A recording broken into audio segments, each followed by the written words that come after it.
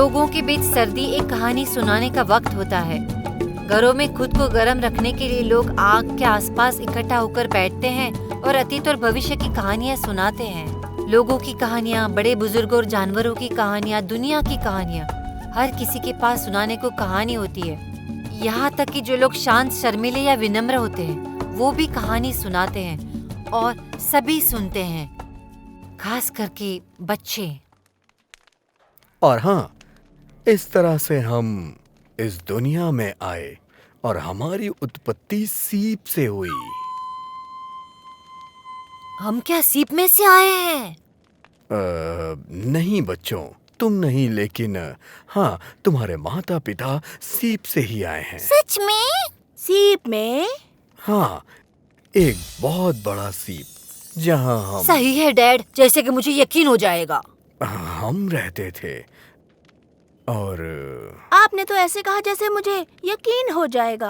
हाँ, कैसे हैं दर्शक?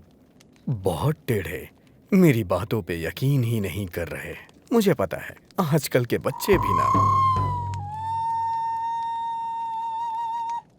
अब मेरे पास सुनाने के लिए और कहानी नहीं है।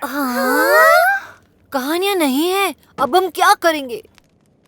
हम कुछ खा सकते हैं। तुमने अभी तो खाया ना।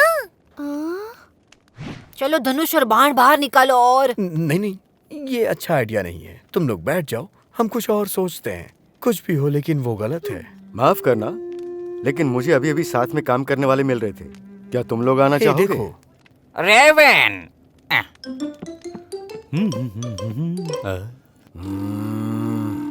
हे रेवन, क्या चल रहा है? हाँ, क्या चल रहा था? ओ, तुम्हें पता है ना, खाना, सोना, चालबाजी करना। ओ, और आसपास भटकना। वाह। हे, हमें जरा सोने के बारे में बताओ। पहले मैं बीज को व्यवस्थित कर रहा था। हाँ, ये तो अच्छी बात है गंजे। जो भी हो, खाने के बारे में। ये लो गंजे।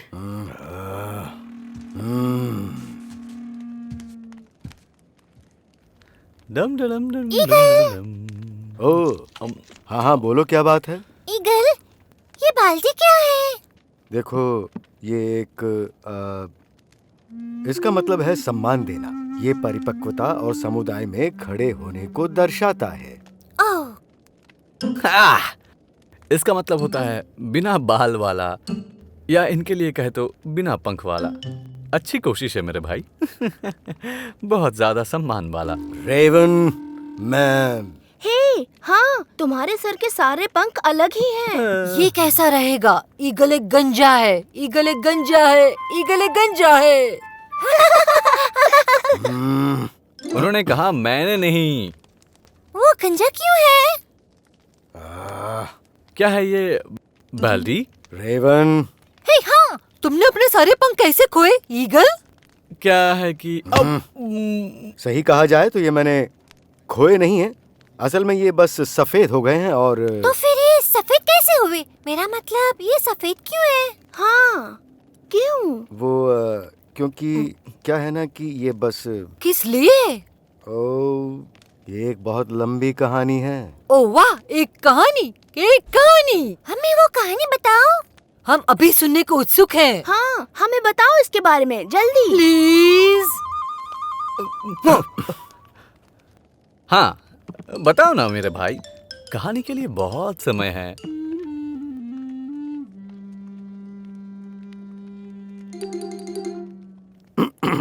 तो ठीक है, मैं तुम्हें कहानी सुनाऊंगा कि कैसे मैं ईगल हो गया गंजा।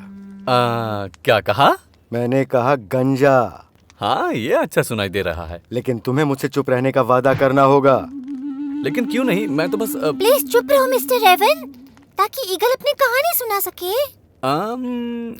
ठीक है जा, तुम्हारी खातिर मैं चुप रहने का वादा करता हूँ। ठीक है, तो फिर ये समय से भी पहले का समय था, परछाई वाले सपनों की दुनिया में। जब महान आत्मा इस दुनिया में आई, तब रेवन और मैं बस छोटे बच्चे थे, बिल्कुल तुम्हारी तरह।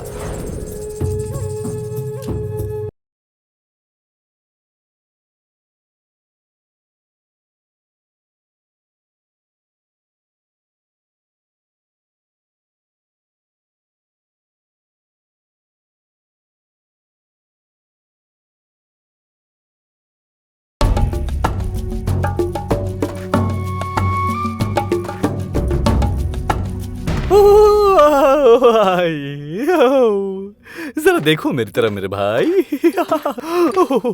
ईगल, एक बार मेरी तरफ देखो मेरे भाई, एक बार देखो अब ना समय से भी प्लीज। पहले के उस समय में एक दिन ऐसा आया जब रेवन और मुझे उस महान आत्मा के द्वारा बुलाया गया। हेलो रेवन, हेलो ईगल, महान आत्मा ने ऐसे करके पुकारा। मैंने कहा, हेलो महान आत्मा, हम आपके लिए क्या कर सकते हैं? ला ला ला डू डू डू, ओ भाई, जरा रुकना, मुझे तो ऐसा नहीं लगता। मैं आसपास हर जगह हर समय बस ऐसे ही नहीं कूद ये पड़ता मेरी हूँ। कहानी है और मैं जैसे चाहूं वैसे सुनाऊंगा। जैसा कि मैं कह रहा था, मैंने महान आत्मा से पूछा, हम आपके लिए क्या कर सकते हैं? रुको, वो महान आत्मा कैसे दिखती थी? हाँ, क्या एक बड़े राक्षस जैसी? या बहुत डरावनी? अरे नहीं बच्चों, महान आत्मा बहुत सुंदर दिखती थी। महान आत्मा में हर समय सारी चीजें विद्यमान रहती थीं, जैसे कि पानी और हवा, धरती और आग, जिंदगी और मौत। महान आत्मा देखने में बहुत सुंदर चीज है, एक अद्भुत चीज, हवा की तरह, समुद्र या आकाश की तरह। अब जैसे ही महान आत्मा हमारे सामने खड़ी हुई, रेवन और मैंने पूछा, महान आत्मा के तौर पर तुम मुझे पूरी दुनिया दिखाओ, मैं पूरी रचना को देखना चाहता हूँ। जाहिर है मैं तो तैयार था, तो ये पक्का किया कि क्या रेवन भी तैयार था? हे, वो तो हाँ, तो मैं कह रहा था कि हम तैयार थे। महान आत्मा फिर हमारी पीठ पर चढ़ी, एक एक पैर एक एक पीठ पर रखा और फिर हम पूरी दुनिया में उड़े। हम जितनी ऊपर उड़ सकते थे उड़े और महान आत्मा बहुत खुश हुई। तब दुनिया बहुत नई थी। जहां कहीं भी हम गए, जो कुछ भी हमने देखा वो रोमांचक था।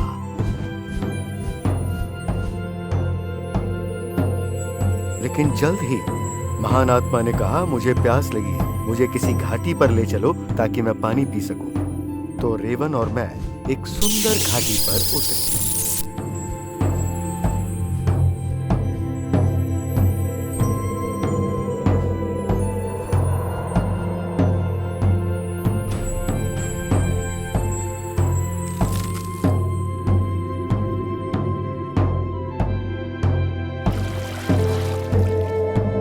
फिर महान आत्मा ने खूब पानी पिया।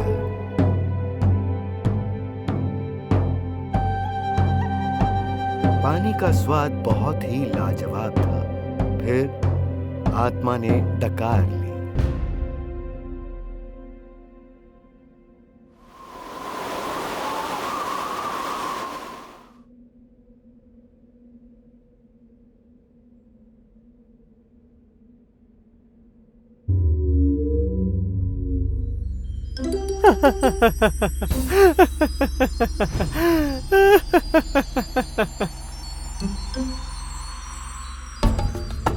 दुनिया के ऊपर हम फिर से उड़े।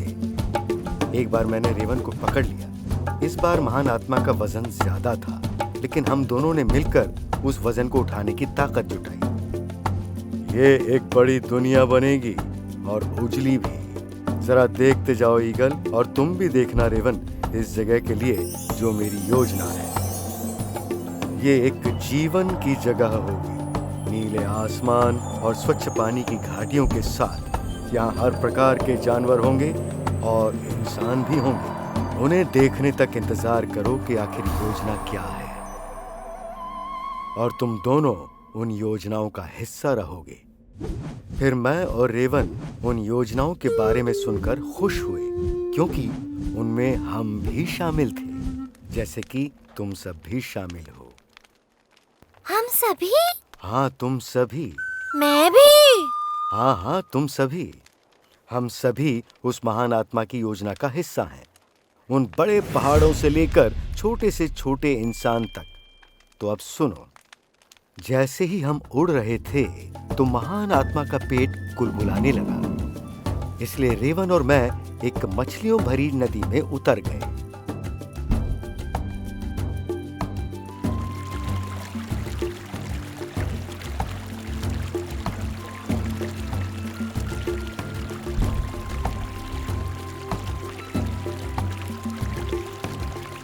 और महान आत्मा ने वहां मछलियां खा ली। और जाहिर है जैसा कि रेवन हमेशा भूखा रहता है, उसने भी महान आत्मा के साथ मछलियां खाई। मैंने उस वक्त कुछ भी नहीं खाया क्योंकि मुझे पता था कि मुझे अभी बहुत उड़ना है। एक मिनट, अब जरा वहां रुकना। रेवन, ये मेरी कहानी है, याद है ना? ईगल को उसकी कहानी सुनाने दो, मैं यहाँ खाने की कोशिश कर रहा हूँ। ठीक है, ठीक है।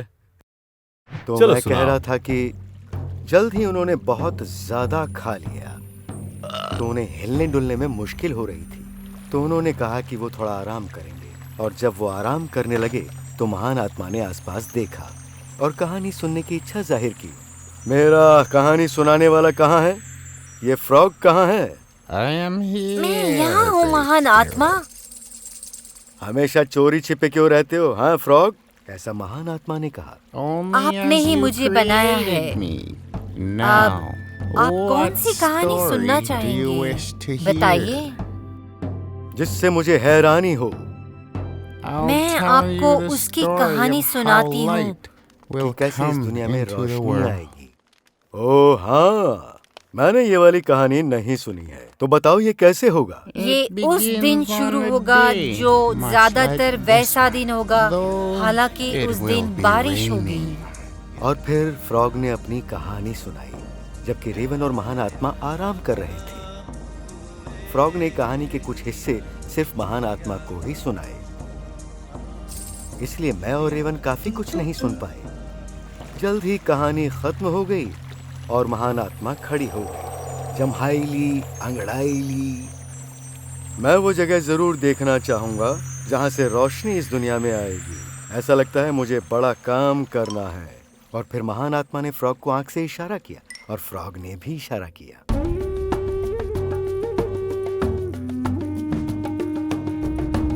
फिर दोबारा मैंने महान आत्मा को अपनी पीठ पर बिठाया, लेकिन इस बार मुझे फ्रॉग और रेवन को भी ले जाना था क्योंकि ज्यादा खाने की वजह से वो उड़ नहीं पा रहा था।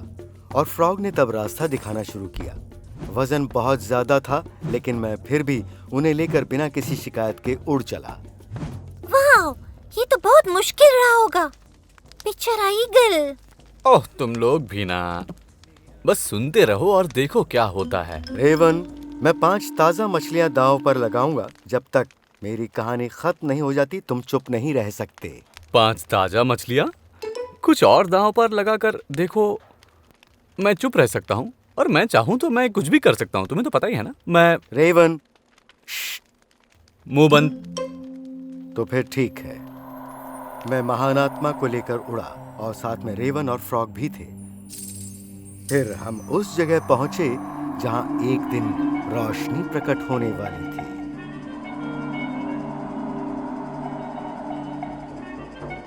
तुम्हारा मतलब जहाँ रेवन रोशनी चुराने वाला था? उस बूढ़े आदमी से? वाह। हाँ हाँ, ये सब बहुत ही प्रभावशाली है, लेकिन इस कहानी का इसके साथ कुछ लेना देना नहीं है। तो जैसा कि मैं कह रहा था, फिर महान आत्मा मेरी तरफ मुड़ी और मुझसे कहा, मेरा सारा वजन ढोने के लिए मैं तुम्हें एक तोहफा दूंगा। एक तोहफा जो हमेशा तुम्हारे साथ रहेगा, तुम्हारे बच्चों के पास और उनके बच्चों के पास भी। महान आत्मा की तरफ से एक सम्मान का तोहफा। फिर महान आत्मा ने मेरा सर छुआ और मेरे पंख सफेद हो गए। और उस तरह ये सम्मान का तोहफा मैंने हासिल किया और उस वजह से मैं गंजा हो गया। और यही मेरी कहानी का अंत है। अच्छा, क्या मैं तुम्हारे पंख छू सकता हूँ? हाँ हाँ, क्यों नहीं। दरअसल वाह, ये तो बहुत अच्छी कहानी थी ईगल। Thank you. हाँ बिल्कुल थी। सुनने के लिए तुम्हारा भी बहुत बहुत शुक्रिया। क्या अब मैं कुछ बोल सकता हूँ? हाँ, तुम्हें तुम्हारी मछलियाँ मिल जाएंगी। तुम्हें बस सम्मान के बारे में एक पाठ पढ़ाना था जिसकी तुम में अब भी कमी है। अब अगर बच्चों तुम मुझे माफ करो तो रेवन, मैं क्वॉस से बोलना चाहता हूँ जैसा कि कोई एक समझदार दूसरे से बात करता है। हे बच्चों, जरा यहाँ आओ। अंकल रेबिन के पास भी कुछ कहानियां हैं, लेकिन तुम्हें वादा करना होगा कि जो भी तुम मुझसे सुनोगे वो किसी को मत बताना। ये ऐसा क्या है रेवन? क्या किसी तरह का रहस्य है? तो तुम ऐसा भी कह सकते हो। अच्छा, एक रहस्यमय कहानी।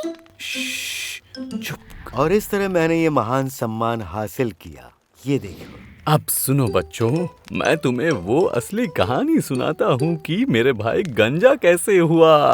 तुम्हारा मतलब ईगल ने झूठ बोला? खैर नहीं, बिल्कुल नहीं जा, वो सब झूठ नहीं, ज्यादातर जो भाई ने बताया था, लेकिन थोड़ा बहुत हालांकि वो आखिरी वाला हिस्सा, उसने मेरा सर छुआ, ब्ला ब्ला ब्ला ब्ला, ये सब बकवास है। अब असल में क्या हुआ था बताता हूँ।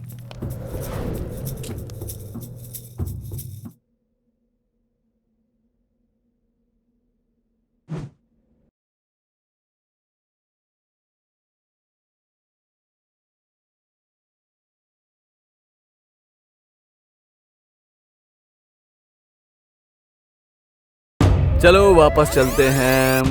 नहीं, उस हिस्से में नहीं, भविष्य में पीछे, जहाँ के लिए हम उड़ रहे थे वहाँ। अब जैसे जैसे हम साथ में उड़ रहे थे और मेरे भाई तंग हो रहे थे, शायद मैं चीज़ें जैसे कह रहा था कि उससे मदद नहीं मिली। वो चलने को तैयार तो था, लेकिन बाद में उसने जो किया था उस बारे में तो कहा भी नहीं जा सकता। मेरा मतलब महान आत्मा ने सोचा मज़ेदार होगा, लेकिन हमारा वो बेचारा भाई सारा दिन उड़ता रहा। लेकिन बाद में उसने पाया कि उसे उड़ने में मुश्किल हो रही है, इसलिए मेरे और फ्रॉग के परेशान करना और महान आत्मा का हंसना, अब क्या बताऊं मैं। और जूम, हम धड़ाम से नीचे गिर गए। हम सीधे जमीन पर गिरे, यहाँ तक कि एक पंख फड़फड़ाने का वक्त भी नहीं क्या मिला। उसने तुम्हें सच में गिरा दिया? सच में? हाँ, हम सभी को गिरा डाला उसने, ठीक उस तरह। अच्छा। अरे बाप रे, क्या तुम्हें चोट लगी? नहीं, चिंता मत करो, जब हम जमीन से टकराए हमें चोट नहीं लगी, क्योंकि हमें लग भी नहीं सकती थी। लेकिन महान आत्मा ने हमें ना हिलने को कहा।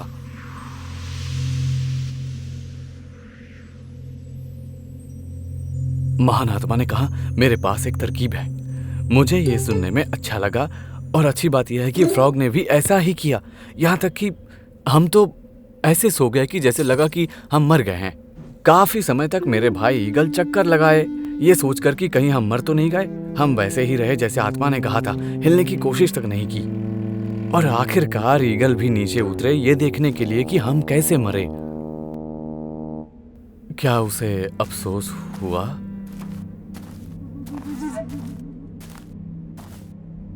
बूहू, उसने बहुत रोया। ये मैंने क्या कर दिया? बूहू बू। इसे बहुत उबाल लग रहा था। अंत में बहुत देर तक जमकर रोने के बाद वो जमीन पर फ्रॉग के पास गया और कहा, मुझे माफ कर दो, मुझे माफ कर दो फ्रॉग, मैंने ये जानबूझकर नहीं किया है। और फ्रॉग फिर भी बिल्कुल वैसा ही रहा।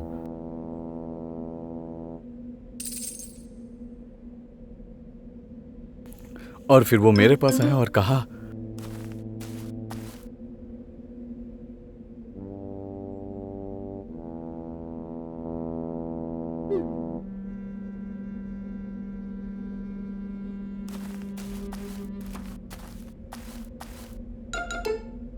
उसके बाद वो महान आत्मा के पास गया।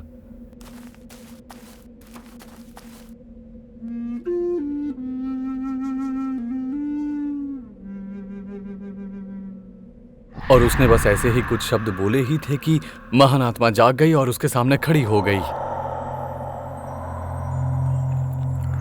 ईगल हैरान हो गया और उसने भागने की कोशिश की और महान आत्मा हंस पड़ी।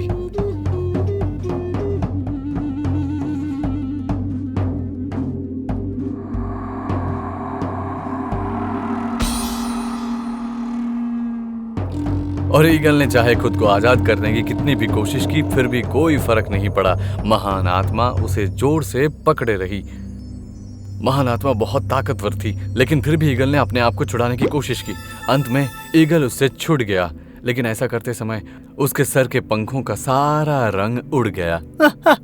तो इसीलिए ईगल गंजा हो गया।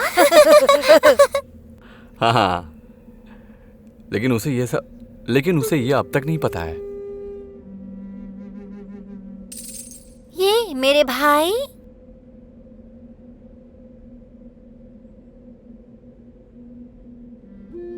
और महान आत्मा ने कहा,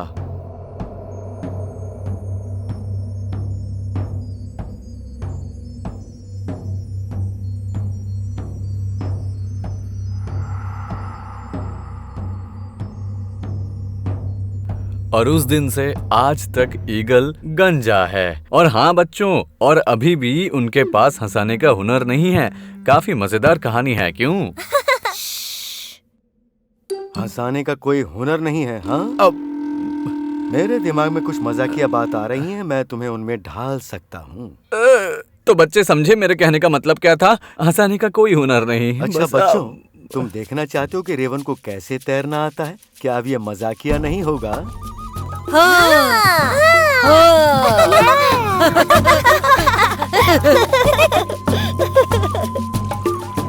ओहो नहीं, ये बहुत ठंडा है। नहीं ईगल, ऐसा मत करो, ये बहुत ठंडा है।